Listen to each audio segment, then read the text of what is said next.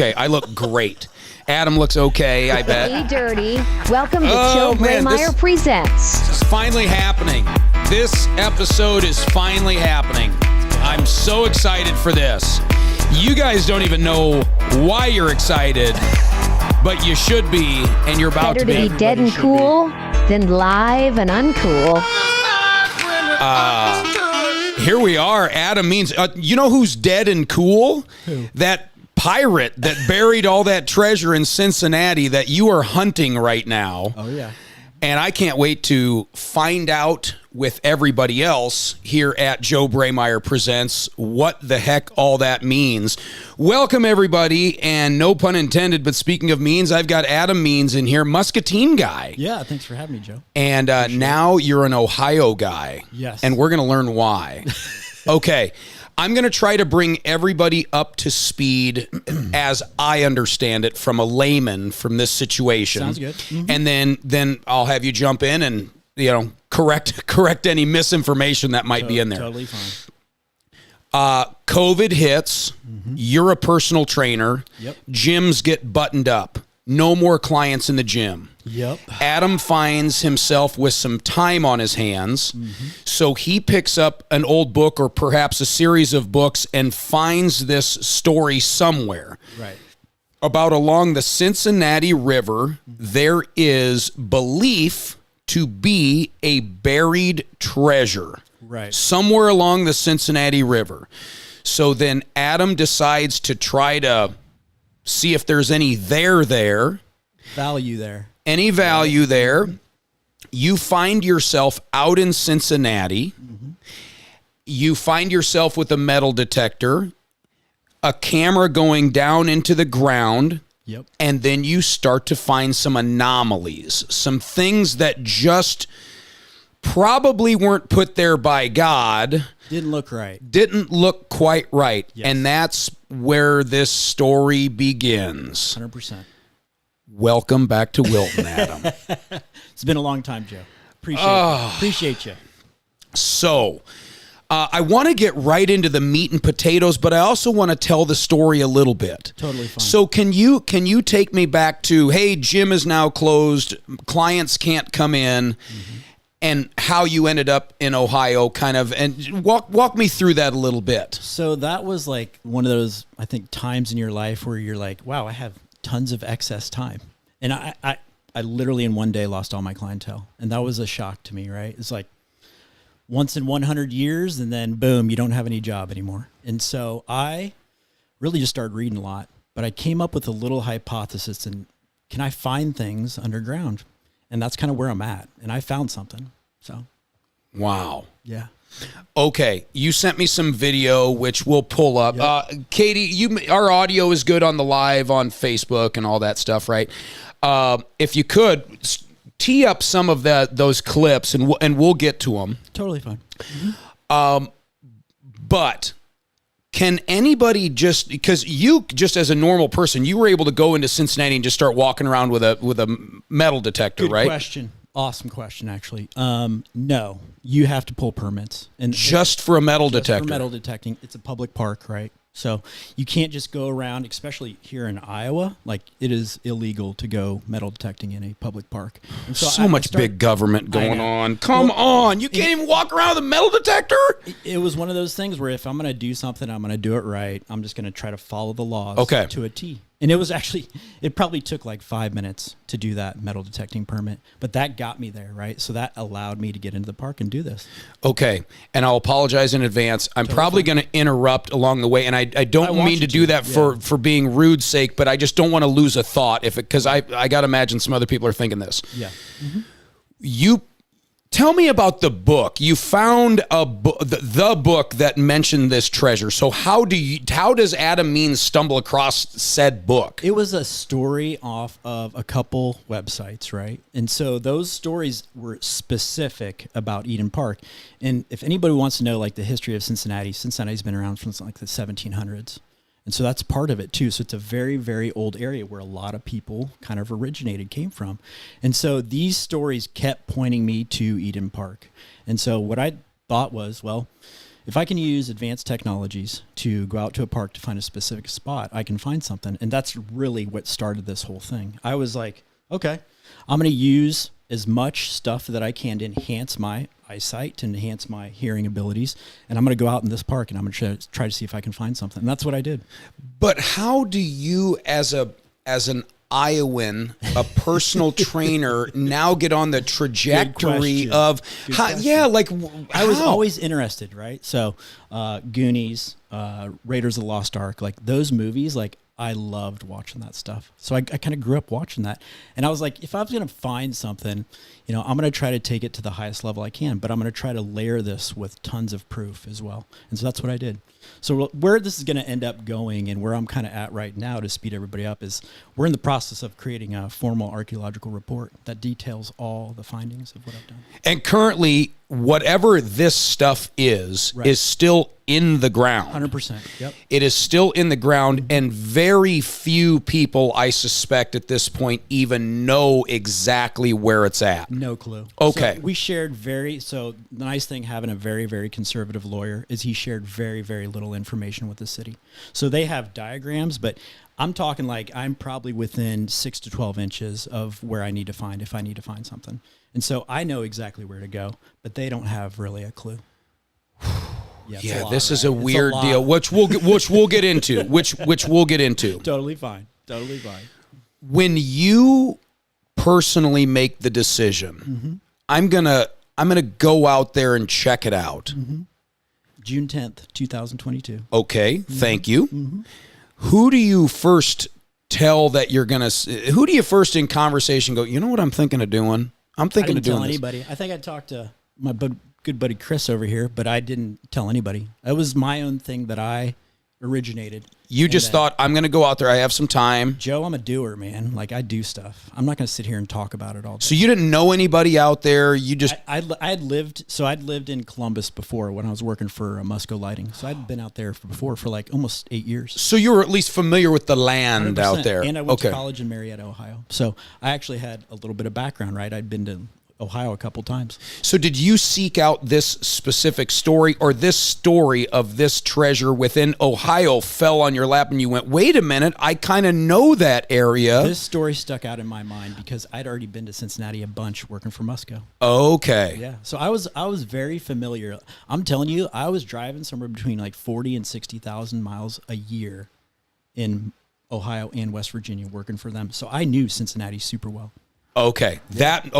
Boom. Big piece in the puzzle. Huge there. Piece, right? All my jobs led up to me being able to do this. And now you live there. I live in Columbus. You moved there because of this? Primarily, I sold my house, moved, but honestly, the winters suck here, dude. So they're better there? They are better there. It's crazy to really? say. I know, right? Not too just far away. Straight like east? 500 miles, way better. I'm telling you, Joe. I'm telling you. Huh. The negative 20s will last for like 2 days. They're either doing more or less cloud seeding there. I don't know what. I don't know. Because just from a map aspect, it doesn't make any sense to me. So, yeah, climate was part of it, but also like this story brought me out there a little bit too. Yeah. All right. So now you're out there. No one really, at this point in time, nobody really knows you're out there from back home here. Adam's just out doing his thing. I moved. You're moved. Okay. So you're out there, and all of a sudden, now, what led you, just the legend led you to the Eden Park, 100%, right? Yep. Okay. So you just think, well, I'm going to go where I think it might be. And then all of a sudden. I was more specific than that. Okay. So using GPS, I can get exactly where I need to go. So based on the story? Yep. So I used that to my advantage, and then I went down and metal detected next, and then I did the video. So all those three things happened within one day. Do you probably don't share the book and the literature you stumbled across, right? No, that story's out there. I won't discuss how I did it, though. So I have an NDA to protect all that stuff. Okay.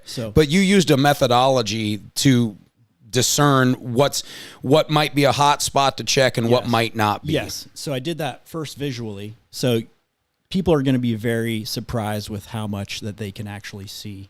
And so I already was very, very, very narrowed in on a couple areas. I used my iPhone, metal detected, endoscope. Metal detector goes off.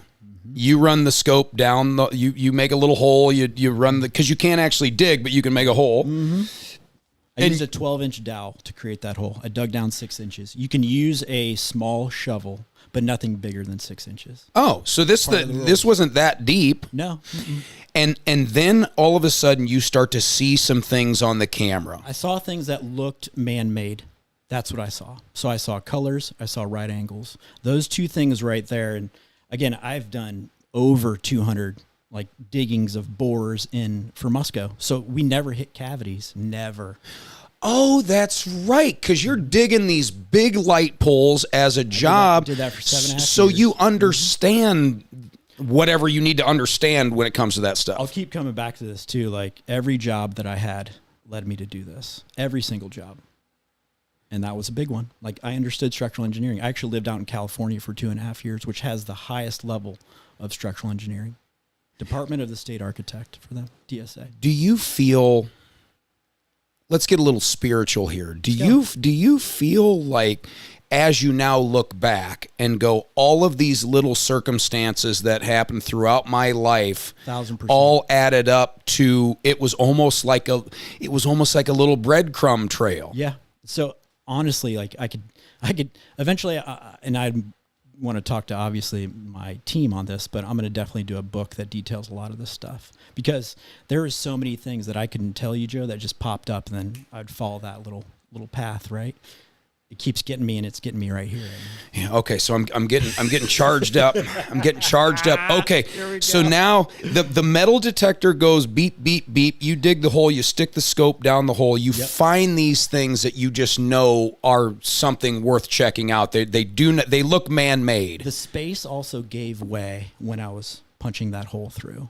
So that was weird to me, right? It would be like putting a drill through a piece of wood, right? But when I used that dowel, it just gave way, and I felt no resistance. So I knew, like, I had kind of proven right there that I can find things.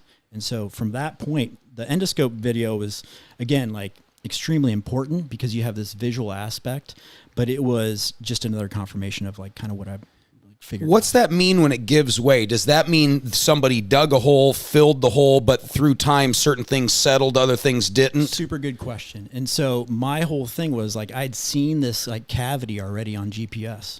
And so all I really did was find the spot.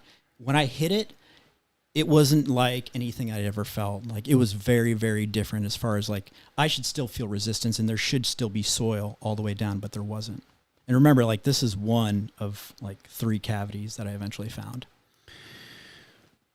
When you see the video and you see some of the stuff on there, how hard is it not to let your little boy emotions take control and convince yourself you found the treasure? Oh, dude, I had, I mean, you're talking about, like, nights of no sleep.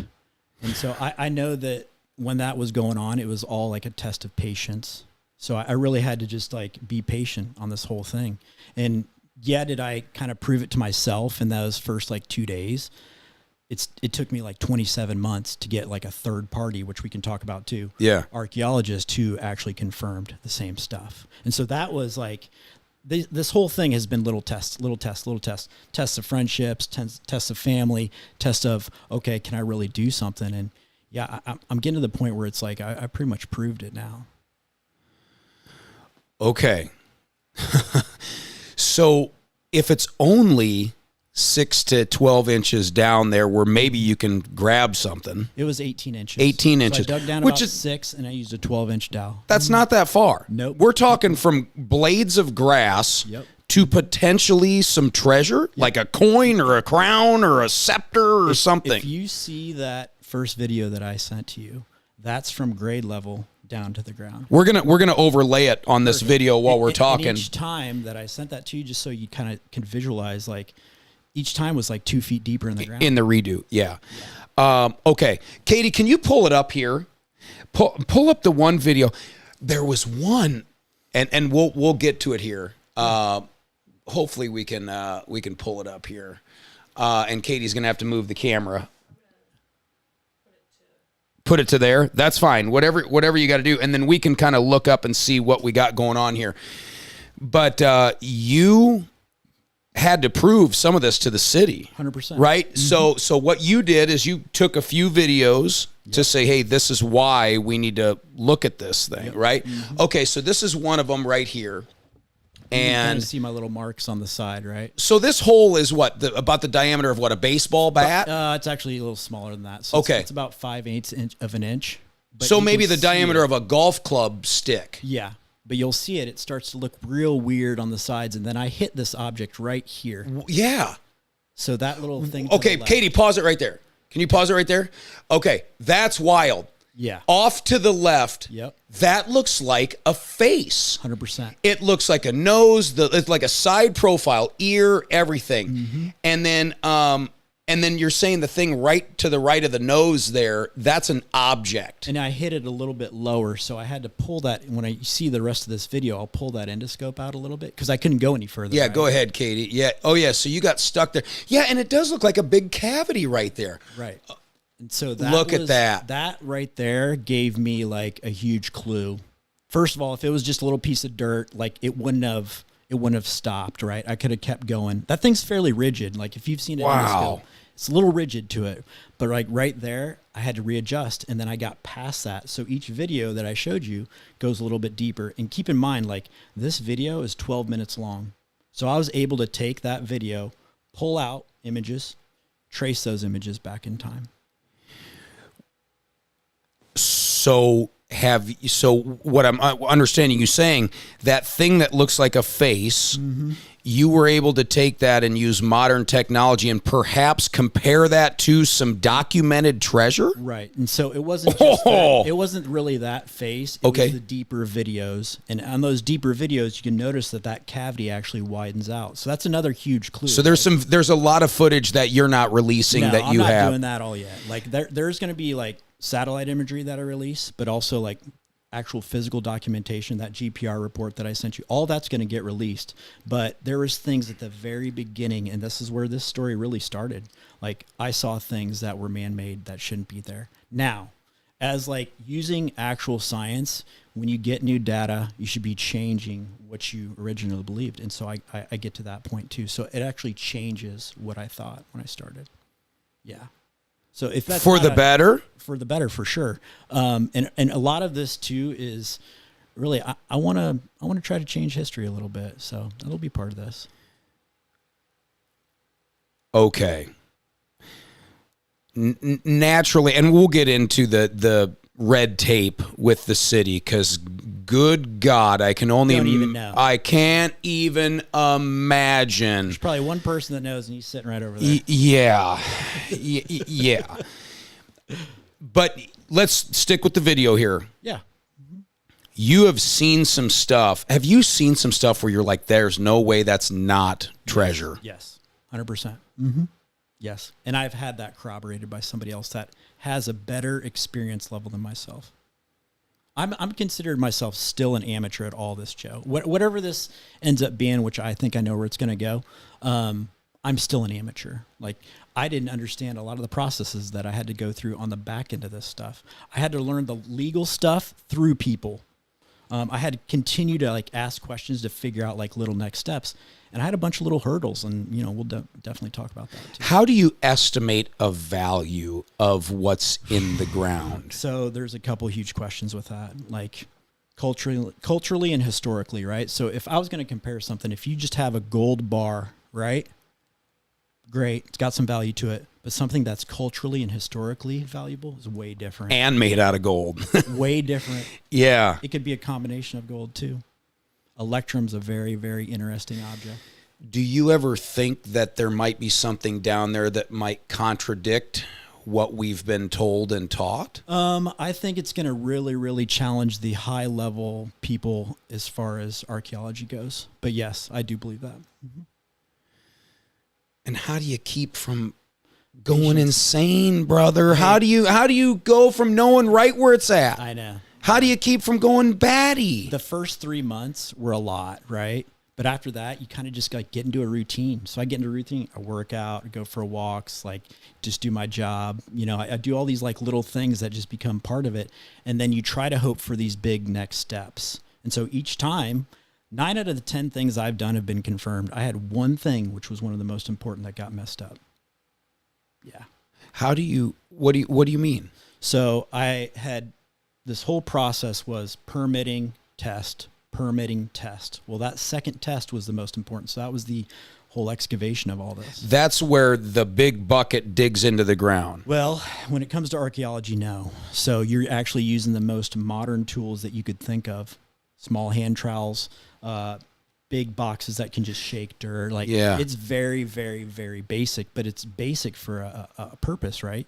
If you're dealing with something that's potential artifact, you don't want to mess it up. Right. So they didn't even allow that. So in the second permit that I got for the excavation, they did not allow any sort of motorized tools. Yeah. Well, if it's only 18 inches down, why not just use a shovel and a... That's exactly right. But here's the biggest point of that, too, is you got to go to the right spot. Biggest point. And only you know where it's at. No, the thing is, with the ground penetrating radar survey that I had done, like I told you, I found that one cavity, right? Well, I found that cavity twice, and I found 2 more. So I found a total of 3. Are they all kind of in the vicinity of one another? So, yes, you're exactly right. So one is the first cavity that I did the video in, which I would consider A1, which is how they labeled it. That cavity is 170 feet away from the other cavity, A2.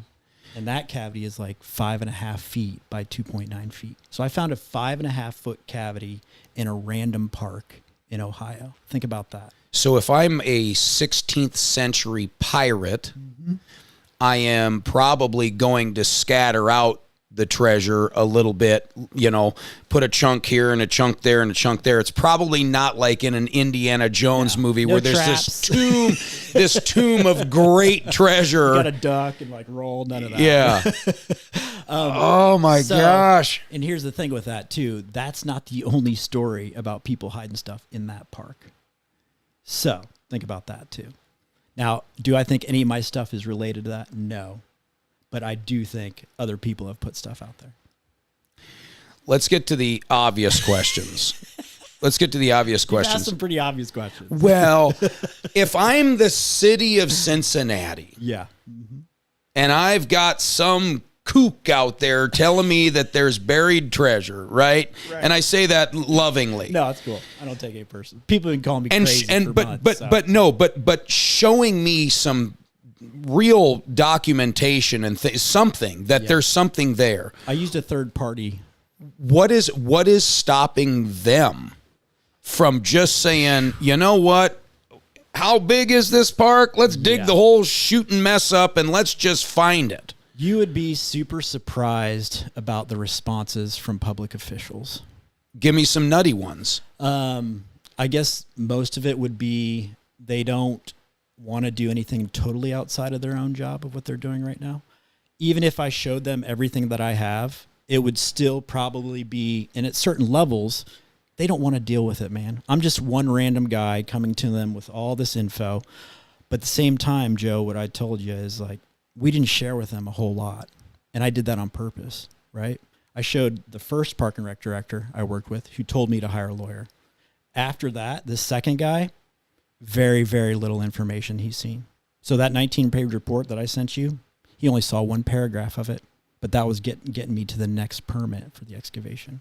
So they can't really say that they know everything because they know very little. But I did get, and again, this is a big part of this, I got 50% from them.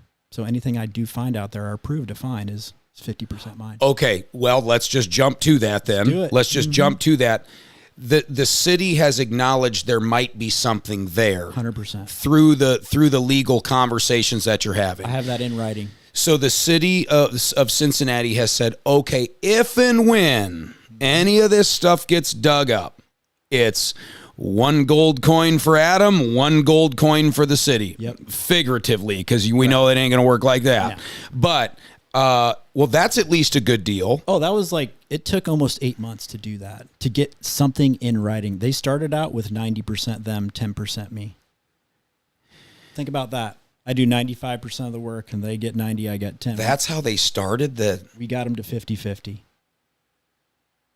in writing, which is, again, that's...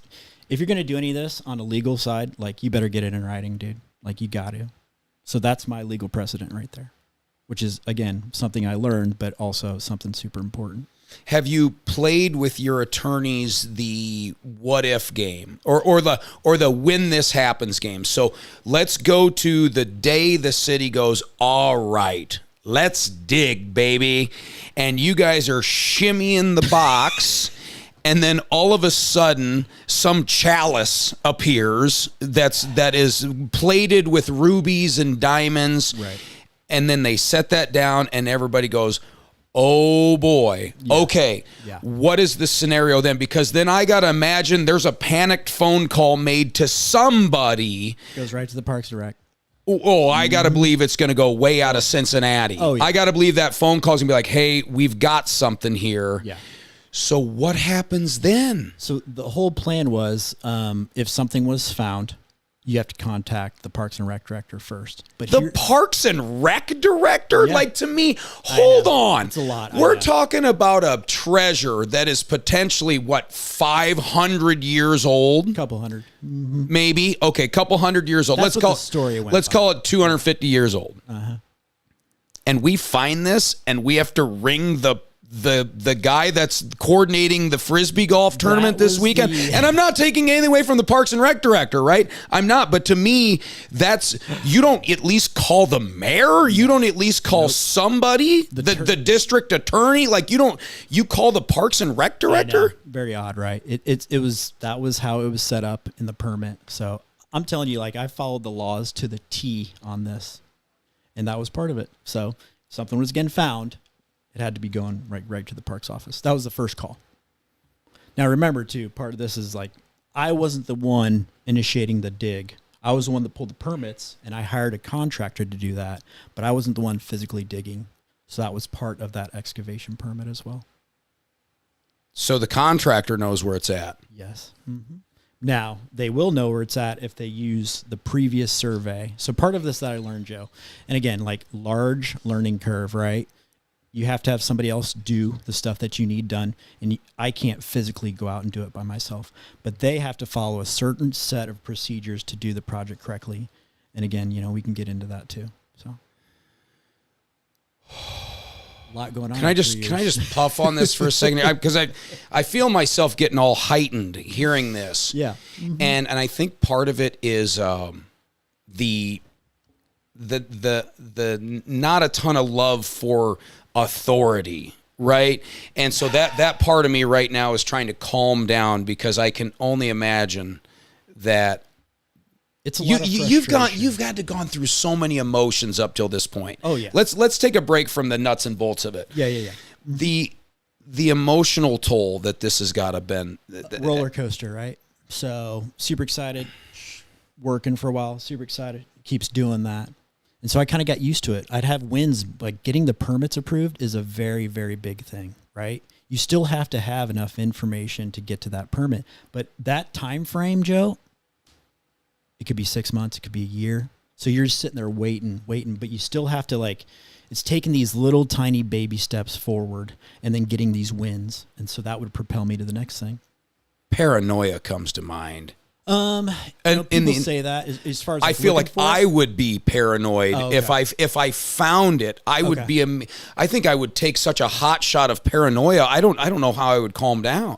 So again, like, the time frame kind of like does that to you. You just eventually, like, I just chill out about it. I can't sit there and dwell on it. Try to still work on myself. Again, me and Chris have even started working on little other side projects, but at the same time, this has literally been my focus for like 3 years and a month now. Yeah. There's probably been some heartbreak in this too. Oh yeah. Have there been some people that you really hoped would fully support you through this this adventure, we'll call it, that just kind of have always poo-pooed it along the way? Have there been some of that? Yeah, and I think part of that whole process was like, this has been a filter, right? I know the people that are going to be here for me now, like 100%. Like, I know those people. Like, I can call them. The people that aren't, that's too bad, man. Like, it's a test. It was just a big test. And so it filtered a lot of these people out of my life. But the people that know and that are still around, like, they're going to get rewarded for all this, man. Can I tell you a quick story? I talked about you behind your back. This was probably totally cool. A month or two ago. We have a guy, oddly enough, named Adam.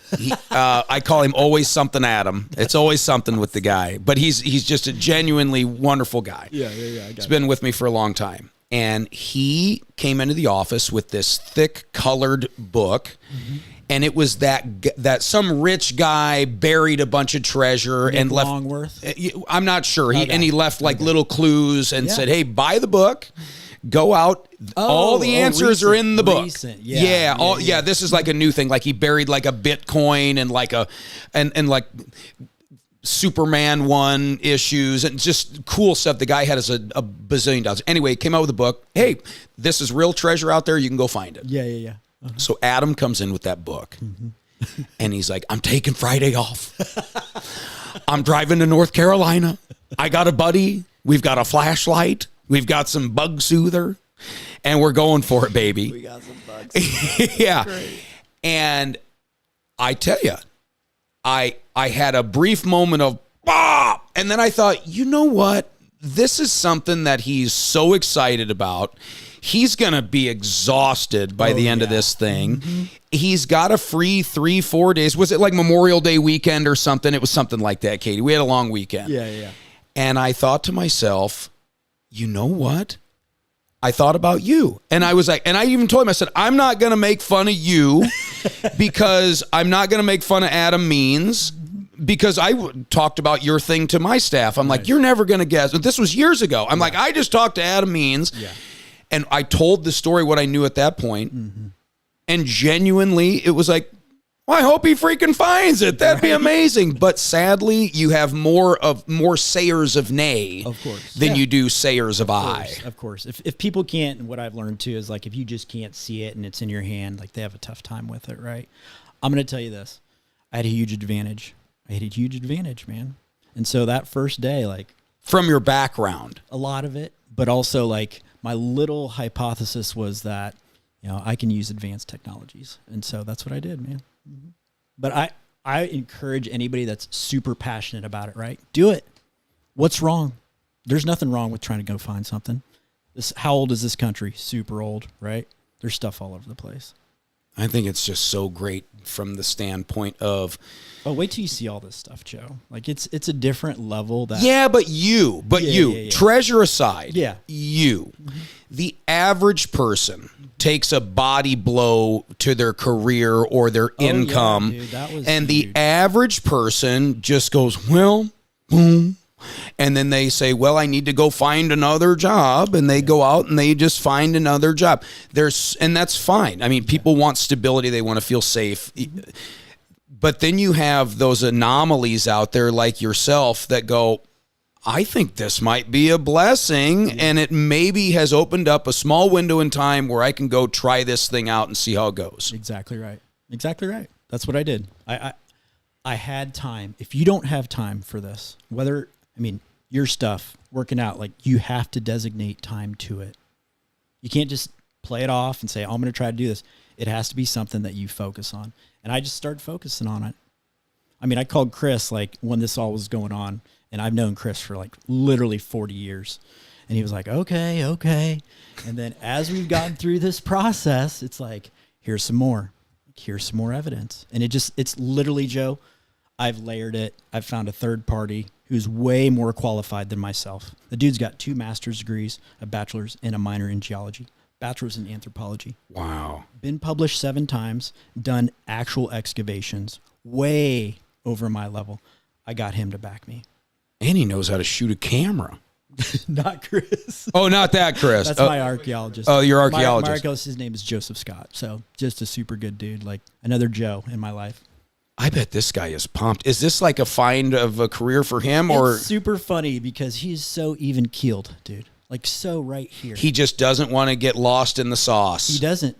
We approach something, we talk about it. Like I bounce questions off of him. He discussed stuff with me, and it's actual like systematic conclusion that we come to, not based off of my opinion. My opinion has nothing to do with what's going to come out.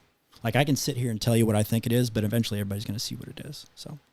I have to imagine if it gets greenlit Like, Yeah. all right, let's do it.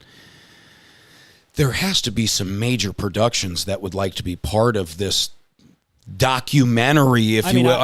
I would honestly think so. I've kind of like. Or are you guys going to shoot it yourself and then own all the rights? You gonna bring in some big heavy hitters? I got to imagine you at least send out a couple letters, right? I'll probably. I mean, honestly, Joe, I'll probably talk to my whole team about that, how we want to approach it.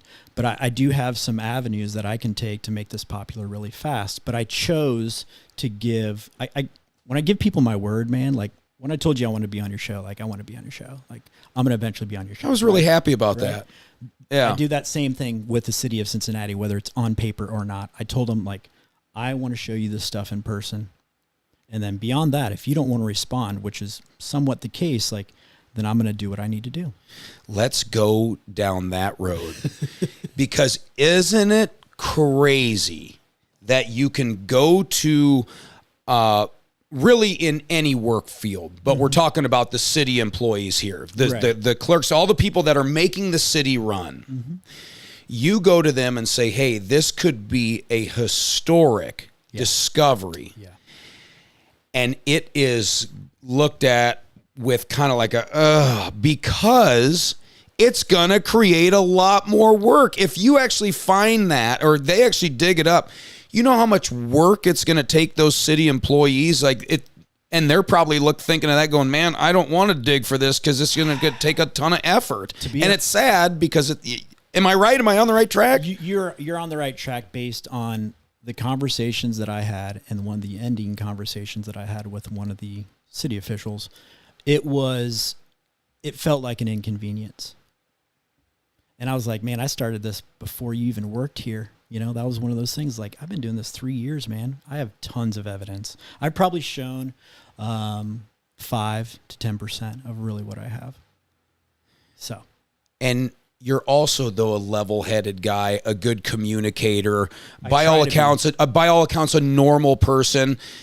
When I think of somebody walking around with a metal detector, I envision kind of a Doc Brown, right? You just, in your head, you're like, that's kind of the guy that and well, but you don't look like a Doc Brown. You don't come off as one. Like, I doubt you went flying into the city and went, I found treasure, where's the permit department? No. So that's gotta have played in your favor, just in all the life experiences, right?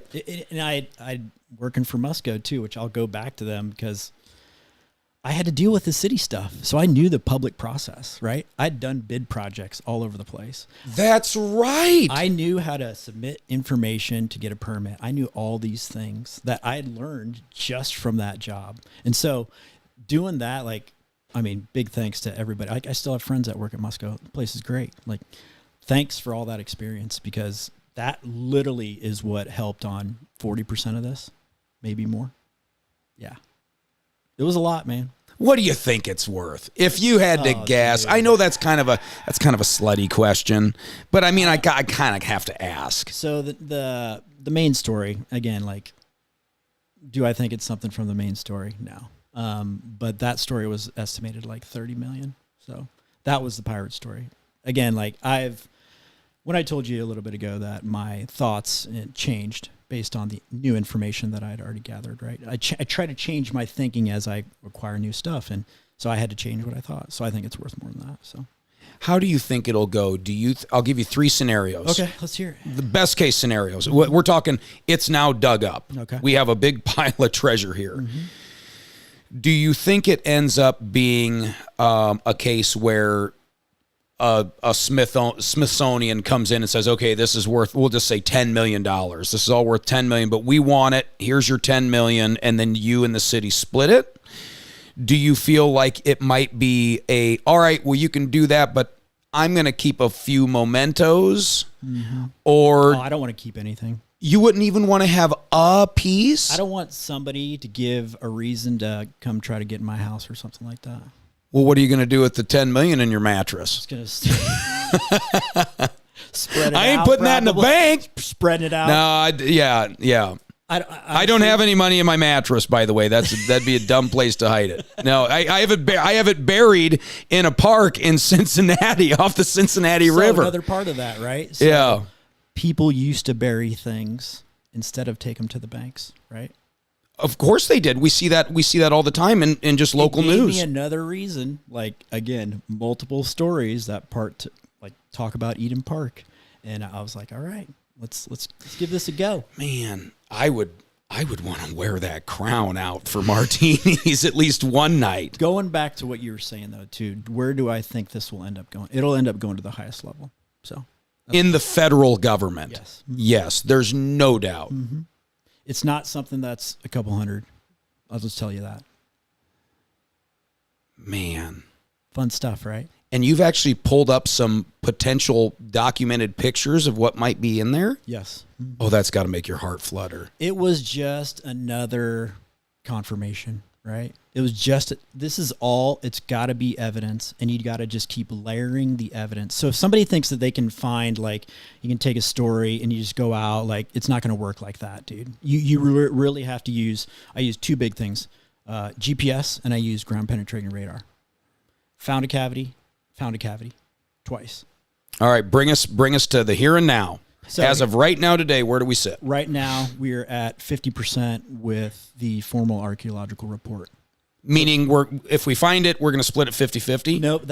All that is a documentation of all the evidence, and that stuff is going to get presented to the layers of the city, but it's also going to get turned over to the SHPO, which is the State Historic Preservation Office. When? I would like to, we're looking at we're 20 hours into this. So we're at the end of July, maybe probably August pushing right now. I'm telling you, as you get these tests done, but people don't understand, ground penetrating radar is very, very, very micro. So it's very specific to a certain area. And so being able to have that, there's so much layers of evidence just in that report. I can send it to you, Joe, and you can read it 19 times, but unless you're somebody that can actually analyze that, it's going to be hard for you to understand. And so we keep going through this, and as we go through this report just expands, and that's where we're at. And so I'm okay with that. The time frame for me, this was a big thing for me coming on the show, man, because it had been a long time coming to be able to kind of tell my story, but I'm not going to worry about the time of it, right? I can still go city council presentation anytime I want to. I'm a resident of Ohio, so anytime I want to do that, I can schedule and do that. Will I do that? I don't know. It's an option, right? I'm going to give myself the best opportunity to tell the story, and that's what's going to happen. Does the city kind of know a big presentation is coming? No. Here's what I stopped doing. I stopped telling anybody what's going to happen. Why? I don't know when that time frame will go on.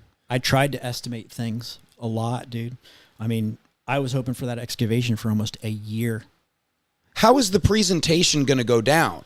So it'll be public presentation between myself and my archaeologist, and we'll discuss the things that But will you just walk into a normal city council meeting, or will you call a meeting with the city? So the first step will be you just have to schedule it. So we schedule it. Those are twice a month on Wednesdays typically. And so I'll just get on to talk usually you can have somewhere between 5 and 10 minutes. I've looked up most of this stuff too. Yeah. So I try to be honestly as factual as I can with all of this. But again, the time frames of what will happen beyond that, I don't know. But I have an option. Like I was telling you, the guy who did my story the first time did a great job. He told my story and I gave him five little videos. And so I'm going to give him that opportunity to tell the second part. Good for him. Yeah. And good for you. You should. All I did, honestly, and it was just a quick, simple email. He got a hold of me. We met in the park. He did it so fast. This was that news thing? Yeah, the WCPO. That's Larry Siebert. And you sent me the clip of the news. Super quick, right? Cast, and it was super quick, but here's how naive I am. I'm thinking, oh gosh, that was on the local news. If that was on KWQC here in the Quad Cities about some treasure being in the city, my dumb brain just thought, oh my gosh, I bet the city's phone is ringing off the hook. There's papers flying everywhere. What are we going to do here? And now I'm kind of thinking that story just came and went. And everyone's like, man, okay, yeah, maybe not. It was a little catalyst. Oh my gosh, yeah. See, I would have thought that has the city all up in shape. So when you sit here and say, no, the city really doesn't know a whole lot about this, it's like, wow. Because I They follow did see- some of your stuff. They did see that though, and they did contact me 3 days later. Oh, So that's what got me to that meeting. If I didn't do that little interview, like I don't get to have that meeting. you worked the press. I tried. Yeah. And I really didn't know what I was doing. I was just being like super honest. I was like, hey, I think I found something, blah, blah, blah, talking to this reporter. And we were out there for like 45 minutes and it was July and it was so hot. But at the same time, like he made a 2.5 minute video, like great for me. So when you call this meeting, Yeah.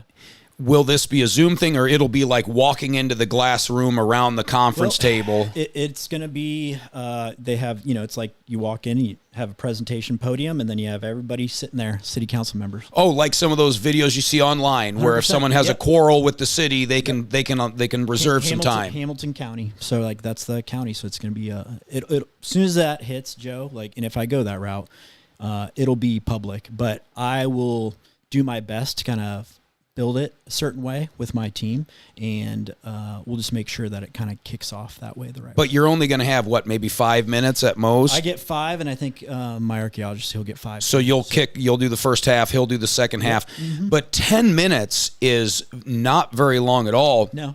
To tell a story, to tell a compelling enough story front to back for the city to say, oh, instead of saying next, they go, we should hold on here. We need to have some discussion about this. And that's where the formal report will come into play, right? That'll be the big piece of it all. And they'll get that, and then they can review all that later. Exactly right. Yeah. And so I'm not going to tell anybody what to think. I'm going to tell you to look at the data, and then you can form your own conclusion. So the archaeologist when I started working with him, I had to display, I had to show him everything, my process, where we're at, what's going on, all these little pieces. That guy came to this formal archaeological report. He's like, we need to do this now based off his experience, not based off of what I didn't know anything about that, honestly. Like that wasn't even in my wheelhouse, but doing it like this to document, it's great, man. And I've saved so much data as far as what I have evidence wise.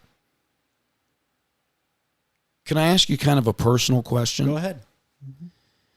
Have you ever sat back and kind of feared a worst case scenario, like it might be just a bunch of Civil War relics or something like that? I mean, that would still be cool, right? It would still be cool. I'm just going to tell you that the evidence doesn't point to that. Okay. Okay. And I always go worst case scenarios with that guy sitting on the couch. So we do that. We were actually doing that on the way here. And we're like, well, there's no more really worst case scenarios where we're at, right?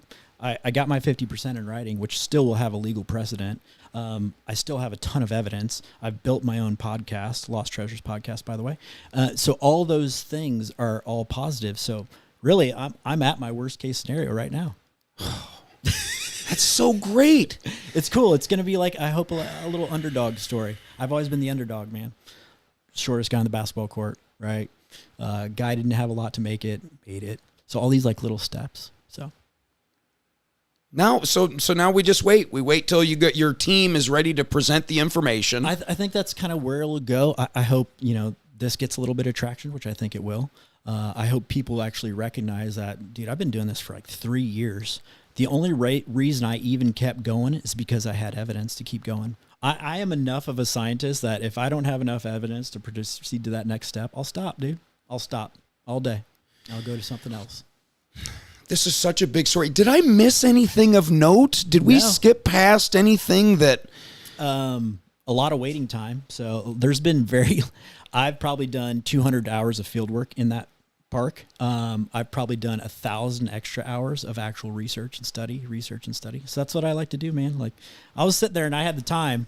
I created a little idea and I just branched off that idea. But I had people that honestly like helped me along the way. Like I wasn't even thinking the podcast route until my lawyer mentioned something. And then I hook up with another lawyer. So my media lawyer is my co-host, John Scheel. Like that was another piece of this puzzle. And I've been like breadcrumbing this stuff, but this is probably the most in-depth because I'm kind of like you on the other end, right? I'm the guy who's going to ask questions. We're going to sit there and talk about stuff. I haven't been interviewed, in a while. So it's been awesome. Another one that just came to mind. Yeah. Do you go to the area from time to time? Oh yeah, we still so just to give you another little piece of data. So September, I found that large cavity that I was looking for. I haven't posted anything about any of this. I had not only found it, but I had a third-party witness, my archaeologist, watch me do it, right? So he saw that. Then he found a geomagnetic anomaly out there, which is like, all I can say, Joe, is that if you have a compass, that compass should always be facing north, right? Yeah. The compass skewed as we got closer to the ground. That shouldn't happen. So that was a big thing right there. What does that indicate? So two things: ferrous materials or magnet stone that's been magnetized. Are we talking like some alien shit? No, it's not that route, but it's super old. So, okay. Well, I'm going to talk a little conspiracy with you while I got you then. There we go.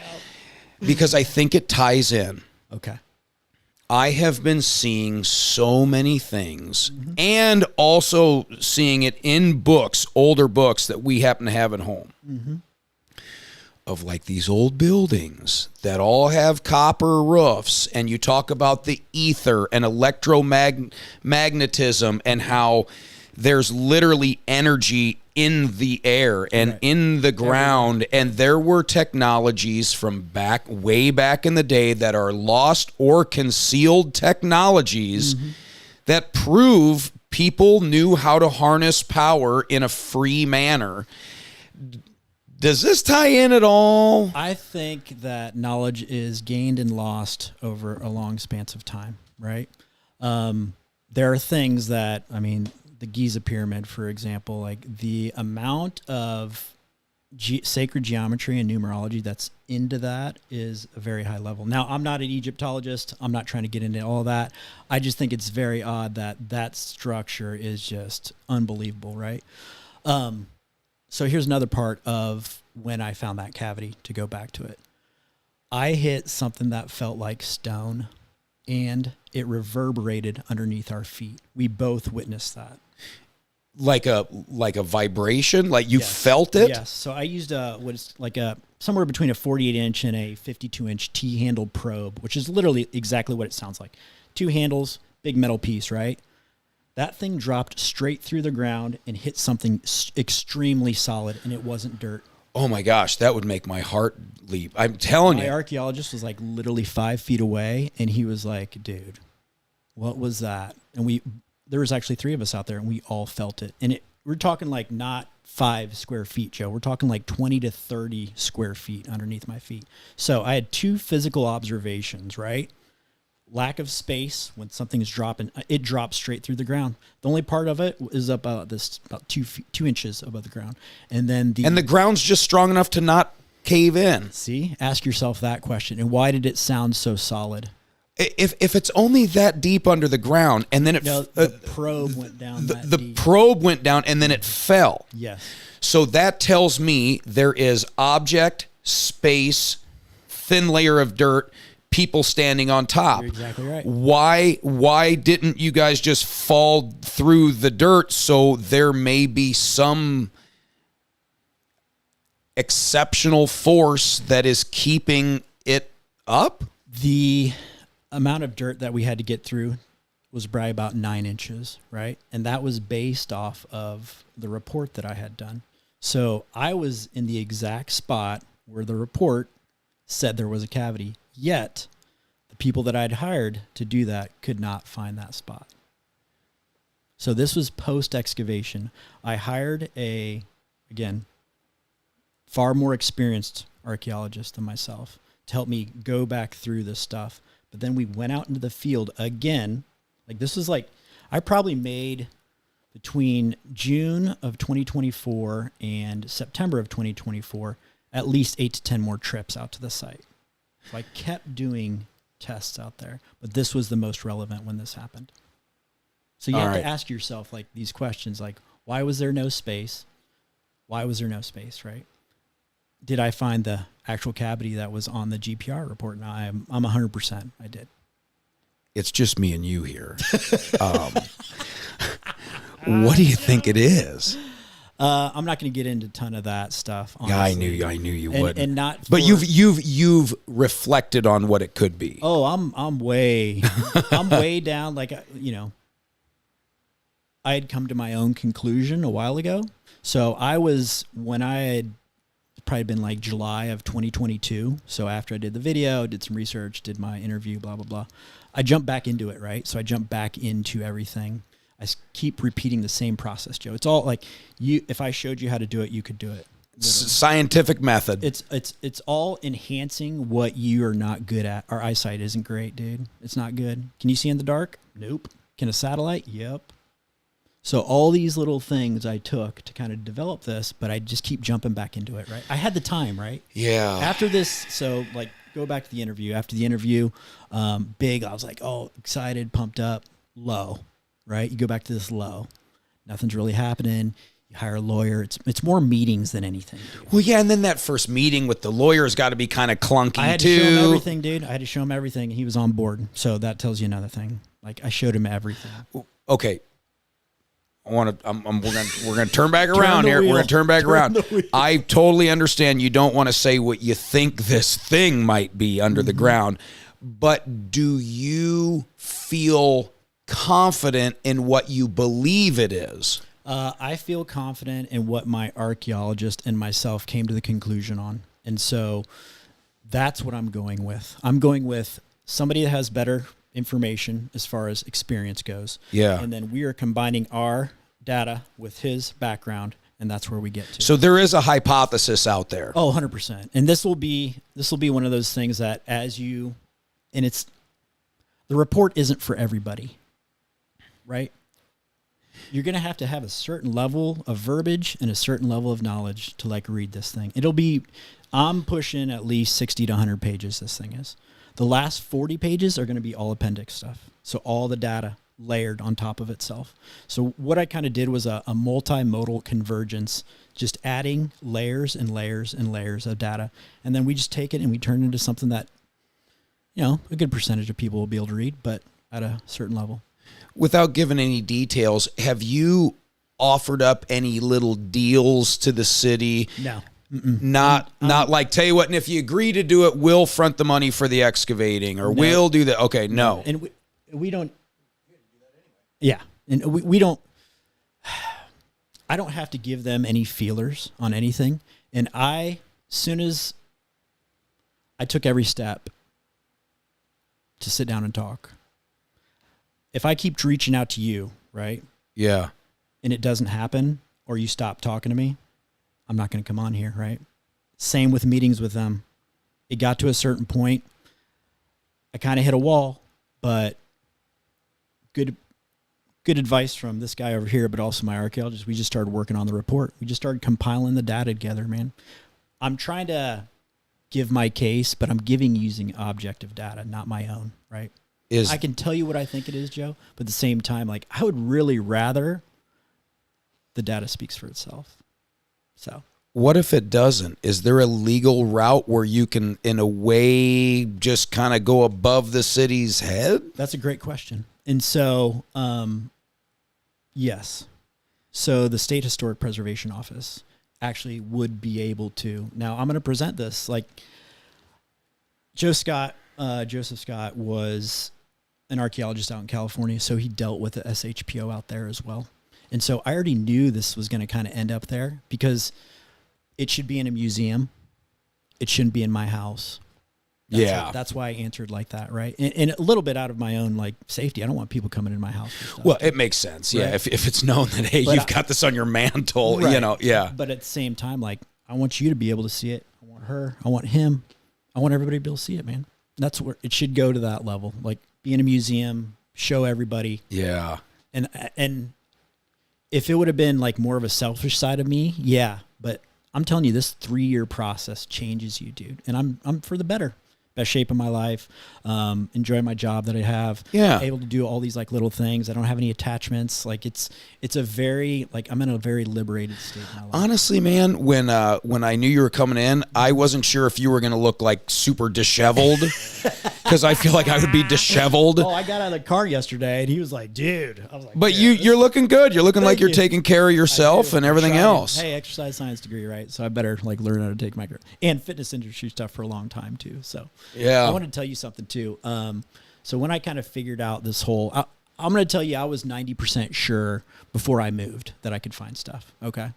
And so I saw you at one of the gyms in Iowa City right before I moved. And I was like, look at this guy coming back around full circle. And so I don't know what I said to you that day, but I think I think I figured something out or something. But I was super pumped to be able to come and do this. So I appreciate it. I remember that day. That was great. I was already onto something. Like I had already kind of figured out the route. All the other things that happened were like the path. You were disheveled that day. Oh, that day because I could feel the energy coming off you. Like, whoa, this dude is pumped on something. I had kind of figured out, and then I couldn't sleep. Like I was like, oh my, and I'd look for stuff around here too. So don't think I didn't try my hypothesis out before I moved, because I totally did. Yeah. Oh, okay. What do we got to follow? What are we following here? Lost Treasures? Lost Come on, Treasures, do some plugging my here. Bad. See, that's when we got to plug away. Super good at that. Lost Treasures is our TikTok, Facebook, and then we do have Instagram and what else? I don't know, Chris.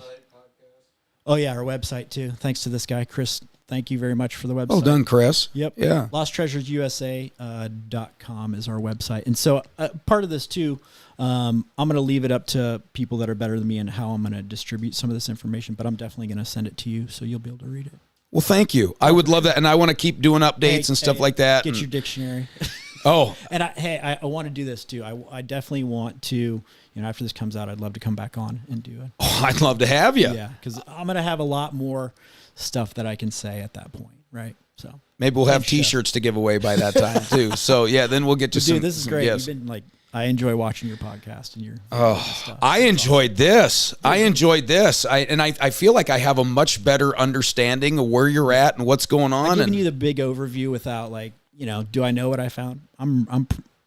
I'm really, really sure. I'm like 99. I have a level of excitement right now for you. Do you because want to drop that? No, not yet. That's a planning, and everything comes down to timing too, right? So timing this the right way. So that's why I defer to other people. So we kind of knew what we were going to talk about today coming in here too. So. Yeah. Real quick, did it sound hollow? Did it go boom? Like did it sound like a chamber? It sounded or did it feel like a thud? Like I hit metal with stone that had no space below it. That's what it sounded like. So did that sound hollow to you? Yep, it sounded hollow to me. But it also, the feeling under your feet was very different. I can't put that into words, right? Like, oh yeah, something reverberated underneath my feet. It totally did. Well, and you tapped it more than once. Oh, yeah. I'm sure you guys banged the hell out of it. I kept hitting it, and another guy who was out there was like, oh, get your endoscope, and I didn't do it, and I should have. I just it's okay. No big deal. But dude, I found 2 of the 3 cavities by myself. No archaeological experience, pure amateur, rudimentary tools by myself. Yeah. I'm excited. I hope you guys are excited. Adam Means, Muscatine, now way of Ohio, Columbus, right? Yep. Let me know next time you're in town. Let's do an update. We'll have some fun. We'll talk treasure in general. I think that'd be a lot of fun there's too. Tons of stories too. So there's something also in Northeast Ohio that I'm going to get next. So. Little teaser for everybody. All right. You guys get the heck out of here. Adam, you get the heck out of here. Thanks for coming, man. Appreciate you, Joe. Good to see you. Uh-huh.